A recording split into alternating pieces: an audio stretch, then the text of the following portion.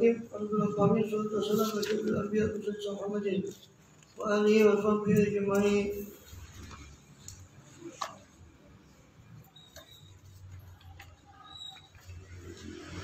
Kita amma ba'd masih melanjutkan daripada kitab ahli Islam khususnya Islam. Dari Imam Ibn Hajar al-Haythami rahimahullah tentang mufsidat atau hal-hal yang merusak puasa. Mari kita sudah bahas tentang masuknya benda ke dalam tubuh dengan berbagai macam kasusnya, dan juga al-qai muntah dengan sengaja yang membatalkan puasa dan tidak sengaja tidak batal puasanya, namun membuat mulut itu najis, maka harus dibersihkan.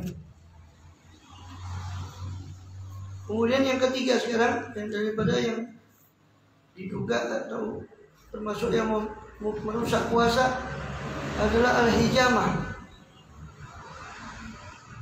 Tapi ini bukan suatu yang membatalkan puasa otomatis, tapi dia cuma makruh saja. Cantuk hijamah ini cantuk, ya? Cantuk bekam. Ya, hijamah. Qala sallallahu Rasul bersabda, aftar al-hajim wal mahjum. Batalah orang yang membekam dan yang dibekam.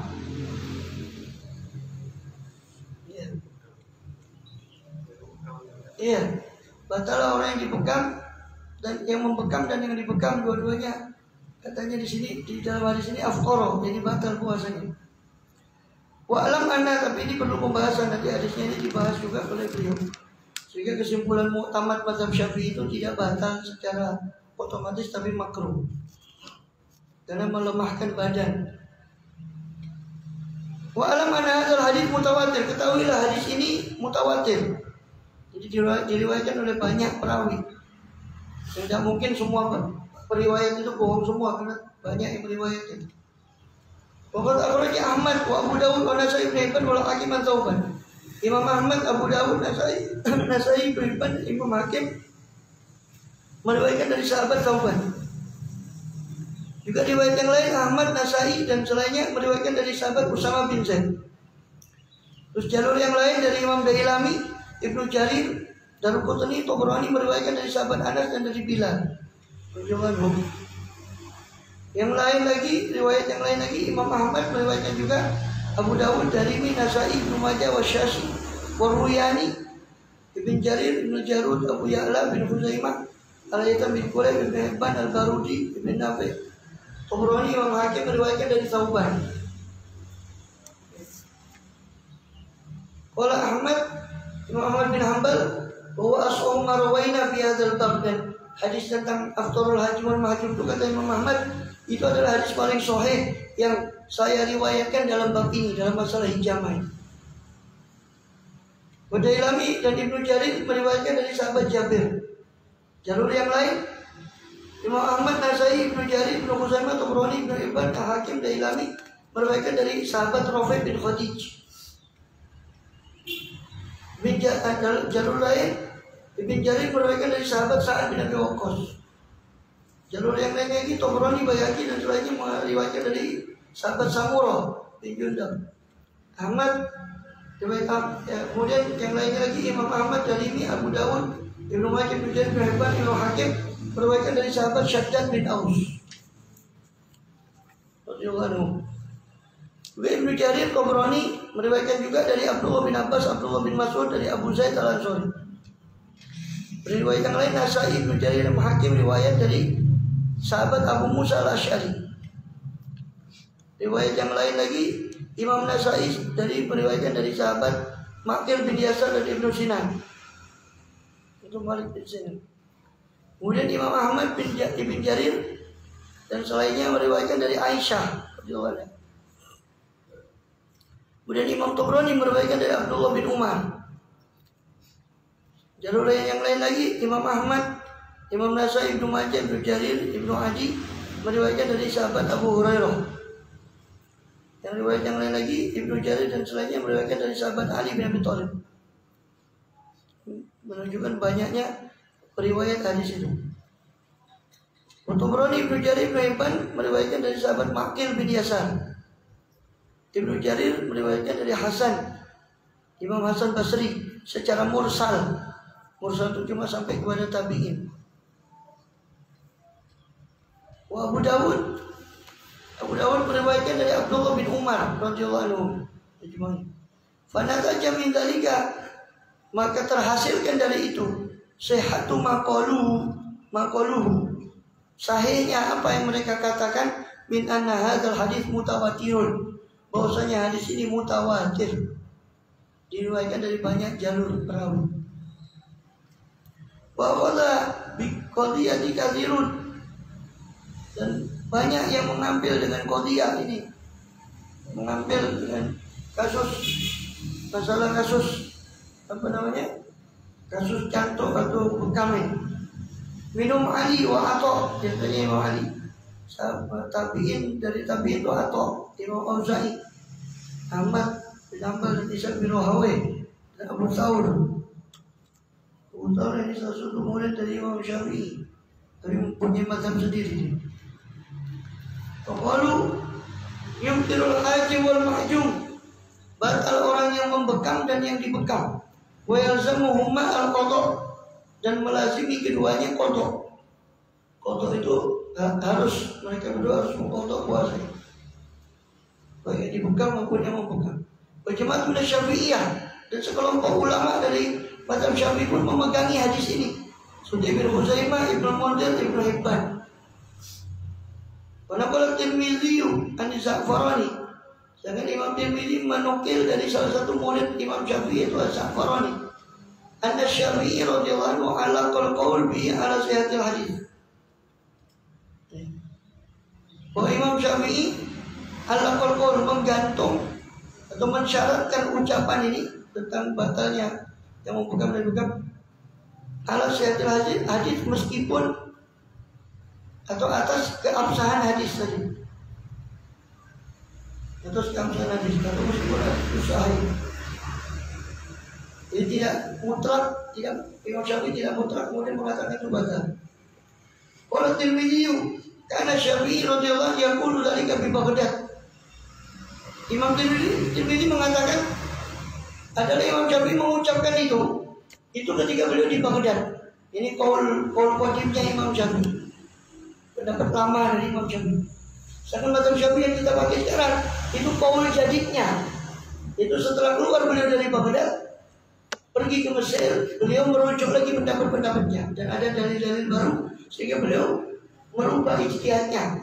Itu disebut sebagai qaul jadid, pendapat barunya Imam Syafi'i. Dan itu yang kita pakai sekarang, itu qaul jadidnya Imam Syafi'i setelah beliau masuk ke Mesir, bukan qaul qadim, kecuali dalam 16 masalah atau lebih. Saya 16 masalah itu pakai qaul qadim.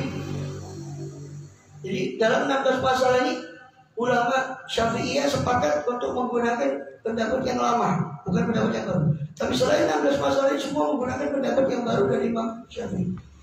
Salah satunya, contohnya yang masih kita nampak sekarang, itu waktu maghrib. Menurut pendapat barunya Imam Syafi'i, waktu maghrib itu cuma sholat 7 rakaat. Jadi sekedar sholat 7 rakaat beserta dengan bersuci, menutup aurat, itu persiapan sholat plus sholat 7 rakaat, itu sudah habis waktu maghrib.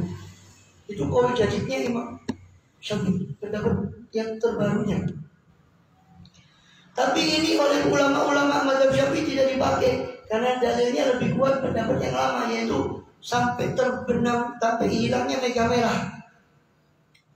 Itu maghrib itu masih ada sampai mega merah di ufuk barat itu hilang. Baru isya itu baru masuk maghrib baru. Ini yang dipakai sampai sekarang.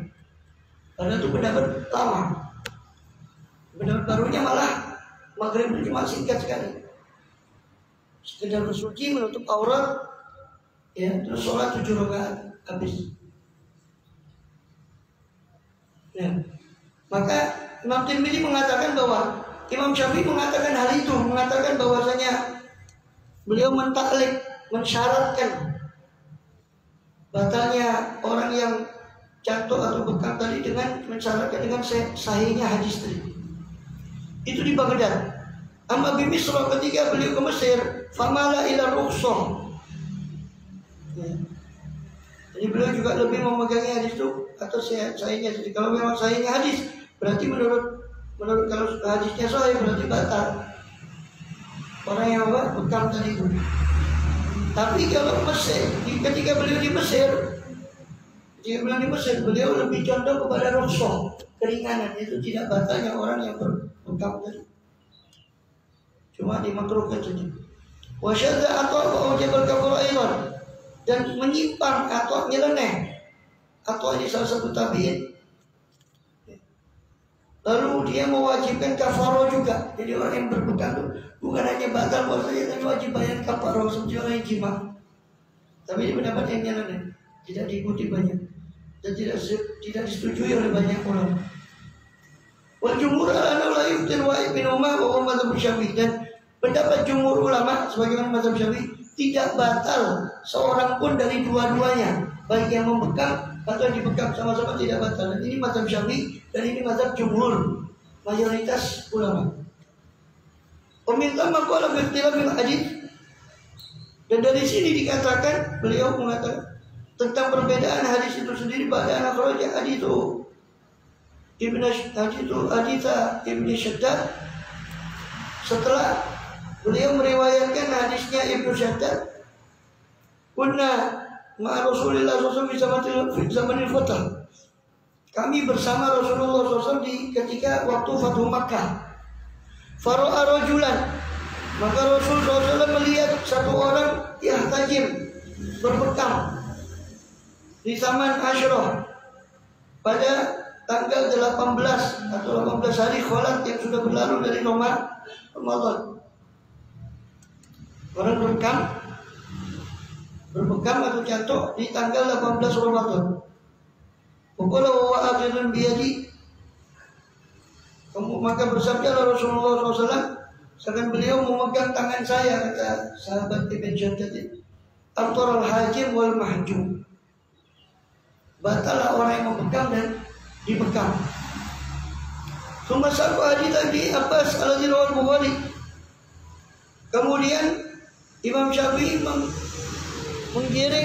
meletakkan hadisnya Abdullah bin Abbas yang diriwayatkan oleh Imam Bukhari Muslim. Anu sallallahu alaihi wasallam ihtajama wa huwa shaim, bahwasanya Rasulullah sendiri berbekam jantung ketika beliau sedang puasa.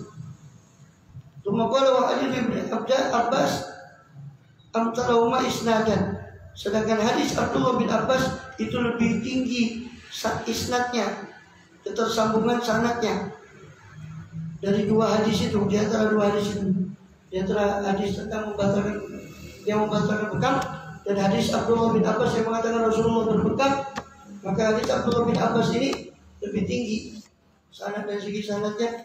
Fa in tawaqqa al-ijama kana abu ilayatiatun, maka jika seorang itu tawaqqa ahadun al-ijamata, menjaga diri dari hijamah jantung, maka itu lebih saya sukai untuk ihtiyat, untuk kehati-hatian.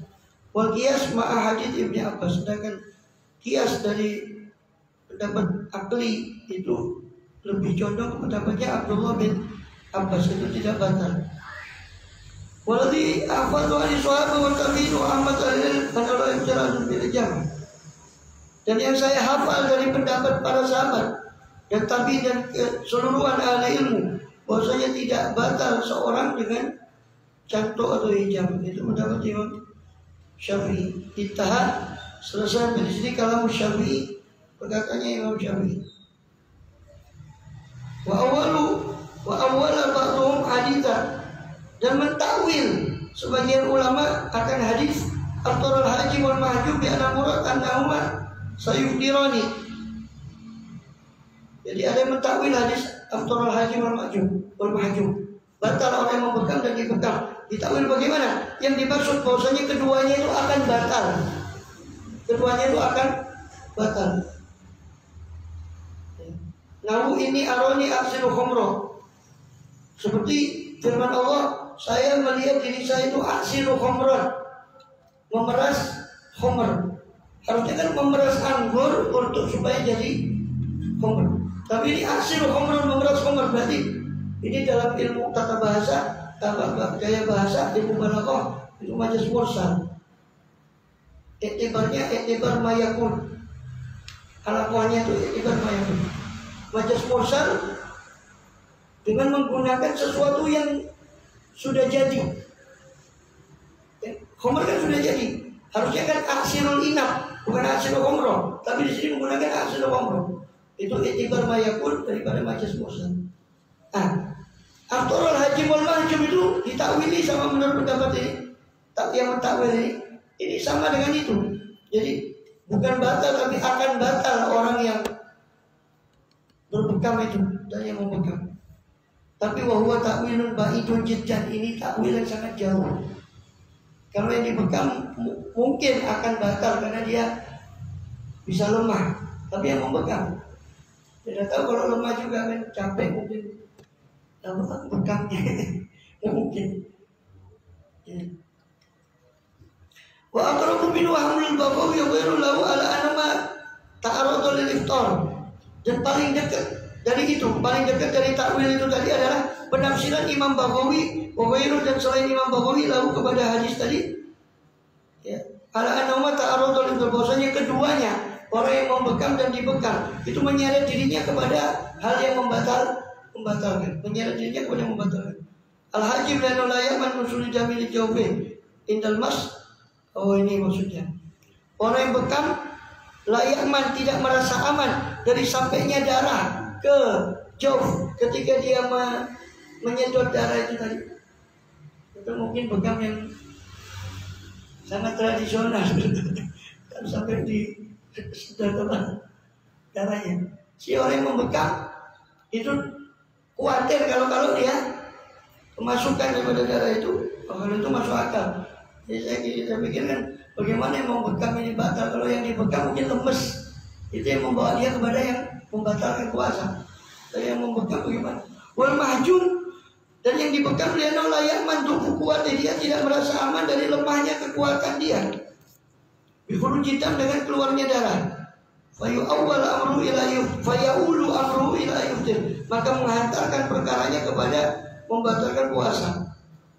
Juga ada makna qaulil awal, sayuftiru, dan terkadang dikatakan inilah makna ucapan yang pertama, bahwa keduanya itu sayuftironi, akan batal li ta'arudihima, karena menyeretnya keduanya itu dari fitri kepada, atau menghadangnya keduanya itu kepada fitr, kepada hal yang membatalkan bidzalikal fi'il, dengan melakukan perbuatan itu. Itu pegang tadi. Bila ta'adin fi, tanpa ta'adi, tanpa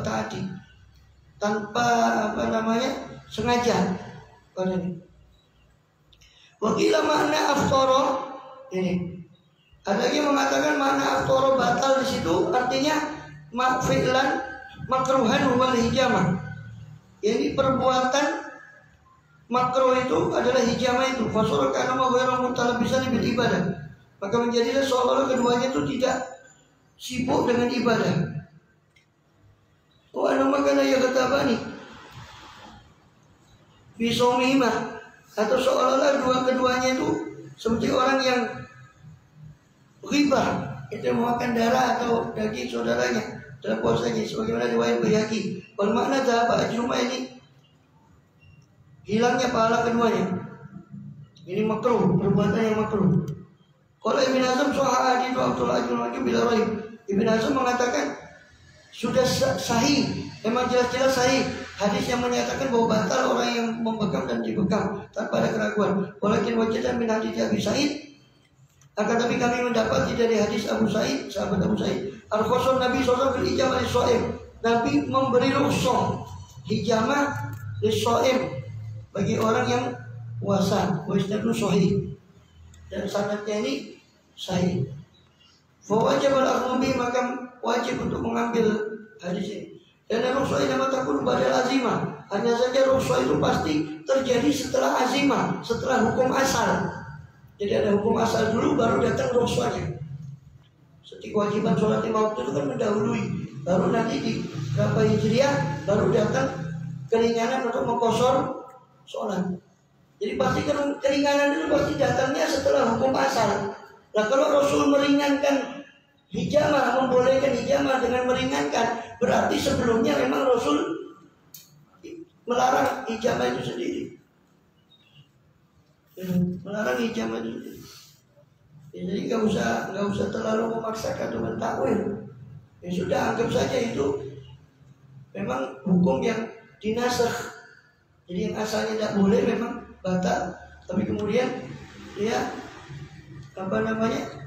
diberi rukhsah. Dan hadis yang disebut dari Akhrajahu Nasai, hadis tersebut yang dikatakan Rasul memberi rukhsah itu diriwayatkan oleh Imam Nasai dan Ibnu Khuzaimah dan Daruqutni, warijaluhu thiqat, dan perawinya itu orang-orang terpercaya, jadi sahih juga. Walakin ikhtalafa fi rafi wa waqfi, tapi berbeda tentang apakah hadis itu marfu kepada Rasulullah SAW, apakah hadis itu mauquf kepada sahabat saja. Kalau syahidun, dan hadis ini memiliki saksi, memiliki bukti hadis lain dari hadisnya Anas inda Daruqutni, di sisi riwayat Daruqutni. Walau lafadznya adalah awwalu makanitul hijamah lis-shaim. Awal yang saya benci, yang saya tidak suka itu adalah al-hijamah lis-shaim, cantuk bagi orang yang berpuasa. Sumaina Ja'far bin Abi Thalib tanya mau shaim. Kemudian Ja'far bin Abi Thalib pernah cantuk sedangkan dia puasa. Famar bi Rasulullah SAW, maka Rasul lewat dengan Ja'far ini dan satu orang yang cantuk dia. Faqala afqara hadani, telah batal dua orang ini. Suma al-qasar Rasulullah ba'du fil hijamah, kemudian setelah itu Rasulullah meringankan untuk hijamah dalam puasa. Bahkan Anas yang tadi wasoib dan adalah Anas bin Malik berpegang ketika dia puasa. Warijalul Jalal Bukhari, dan perawinya itu adalah perawinya Imam Bukhari hadis ini tadi.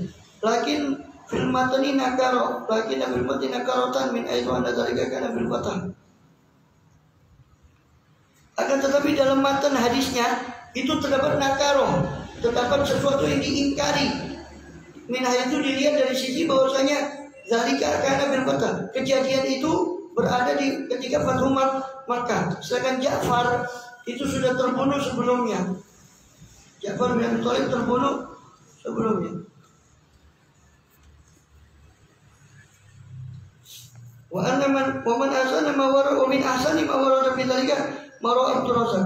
Dan termasuk yang paling bagus hadis yang datang tentang masalah cantuk itu adalah diriwayatkan oleh Imam Abdul Razak As-Sunani dalam musannafnya, dan juga Abu Dawud dan ba'd sahabat dari sebagian sahabat radhiyallahu anhum.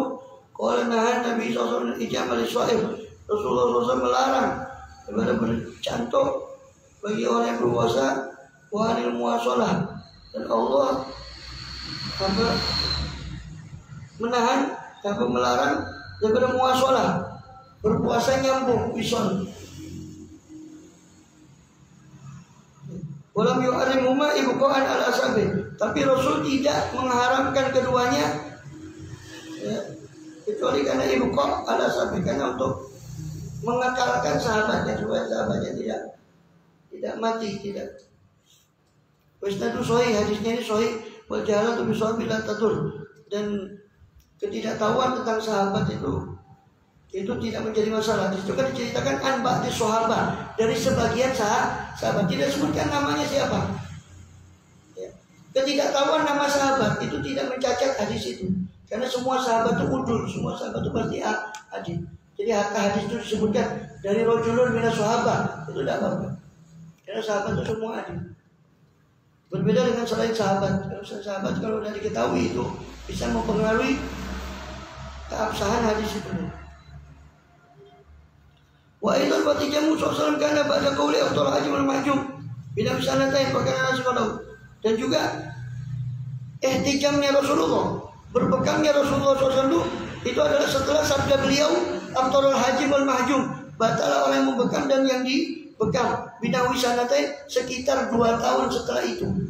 Maka nasifalahu, maka hadis ini membatalkan hadis yang mengatakan bahwa batal orang yang bekam. Jadi hadisnya Kanjeng Nabi bahwa Kanjeng Nabi itu berbekam itu 2 tahun setelah beliau mengucapkan batal orang yang membekam. 2 tahun setelah itu, berarti kan hadisnya itu dinasakh. Wal fasdu kal hijamah. Sedangkan fasad itu sama dengan hijamah. Hijamah mazukir dalam seluruh apa yang disebut. Fasad itu hijamah tapi di kepala. Itu fasad. Cantuk tapi di kepala. Summa ladzi fi rawdah, kemudian di dalam kitab rawdah, wa asluha anna makruhani, asalnya adalah atau asal rawdah dan di asal rawdah.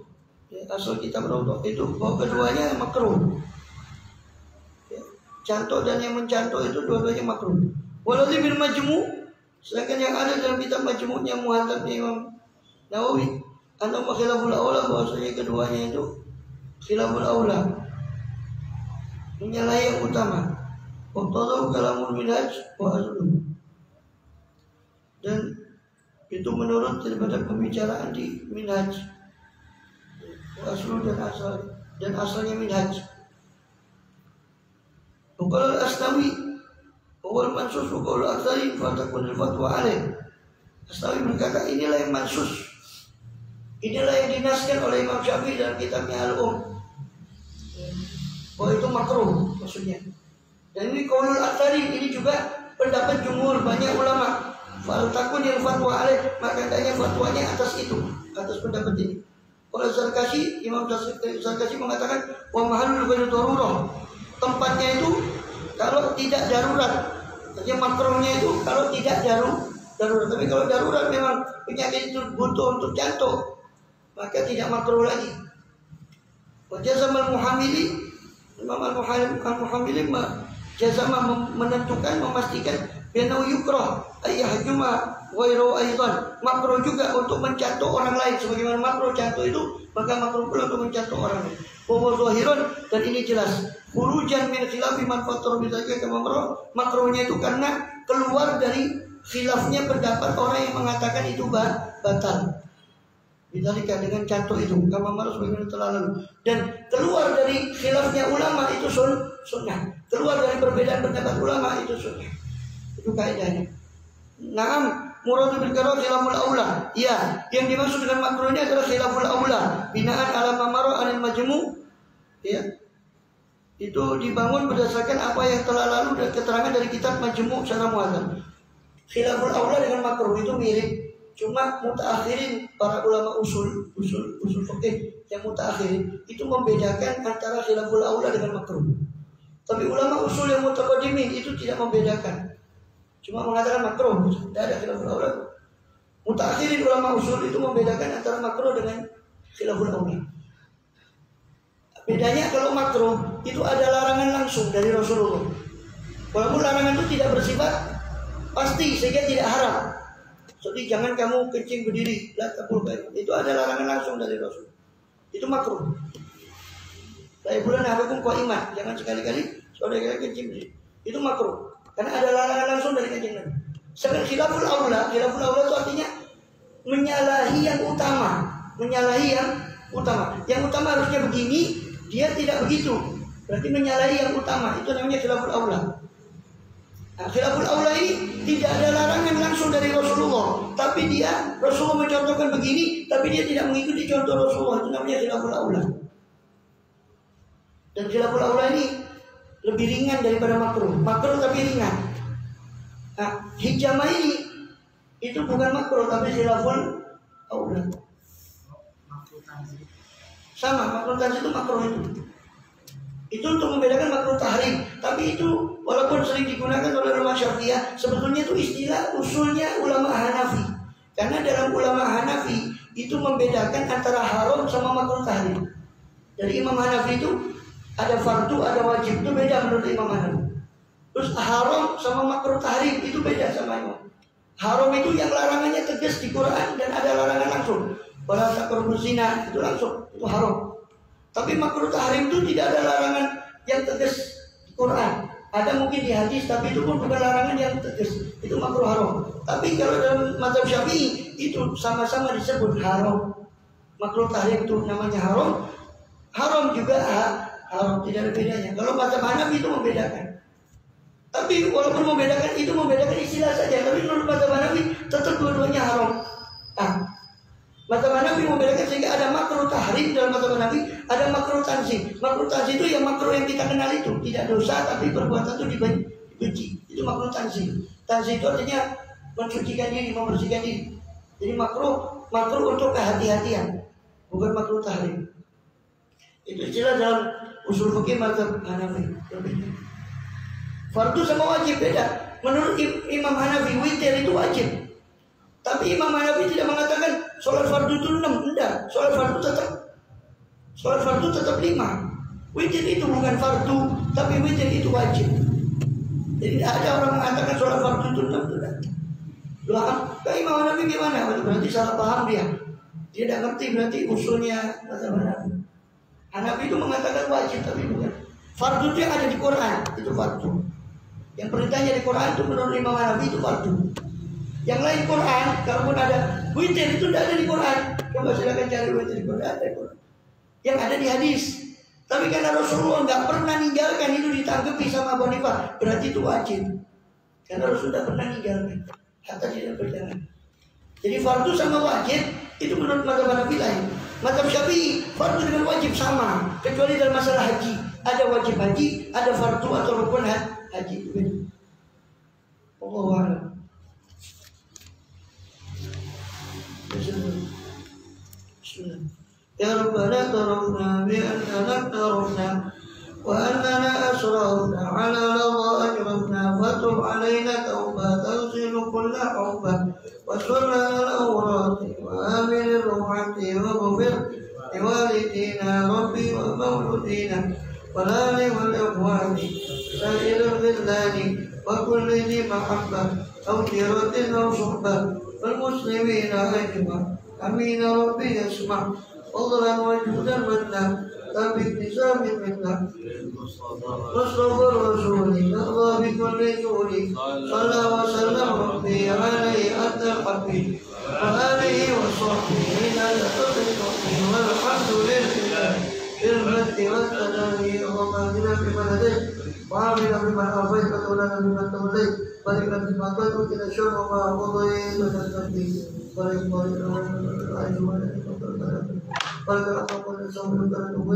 صلى الله عليه وسلم